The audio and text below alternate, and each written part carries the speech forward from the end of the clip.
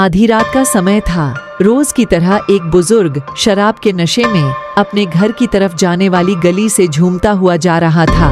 रास्ते में एक खंभे की लाइट जल रही थी। उस खंभे के ठीक नीचे एक 15 से 16 साल की लड़की पुराने फटे कपड़े में डरी सहमी सी अपने आंसू पोंछते हुए खड़ी थी। जैसे ही उस बुजुर्ग की नजर उस लड़की पर पड़ी, वह रूक सा गया। लड़की शायद उजाले की चाह में लाइट के खंभे से लगभग चिपकी हुई सी थी।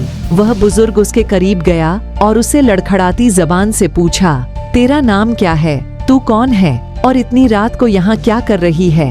लड़की चुपचाप डरी सहमी नजरों से दूर किसी को देखे जा रही थी। उस बुजुर्ग ने जब उस तरफ देखा जहाँ लड़की देख रही थी, तो वहाँ 4 लड़के उस लड़की को घूर रहे थे। उनमें से एक को वो बुजुर्ग जानता था। लड़का उस बुजुर्ग को देखकर झेप गया और अपने साथियों के साथ वहाँ से चला गया। लड़की उस शराब के नशे में बुजुर्ग से भी सशंकित थी, फिर भी उसने हिम्मत करके बताया, मेरा नाम रूपा है, मैं अनाथ आश्रम से भाग आई हूँ। वो लोग मुझे आज रात के लिए कहीं भेजने वाले थे। दबी जुबान से बड़ी मुश्किल से वो कह पाई, बुजुर्ग क्या बात करती है, तू अब कहाँ जाएगी?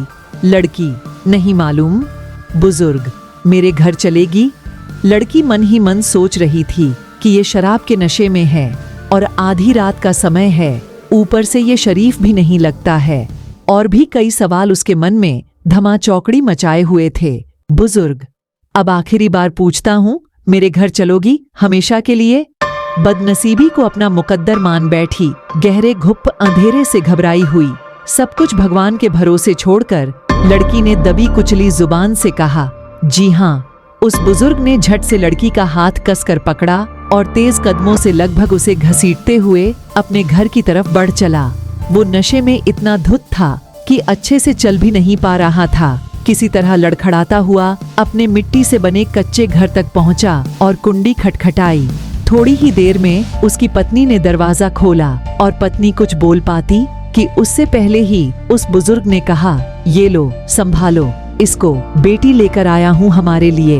अब हम बांझ नहीं कहलाएंगे, आज से हम भी औलाद वाले हो गए। पत्नी की आंखों से खुशी के आंसू बहने लगे और उसने उस लड़की को अपने सीने से लगा लिया।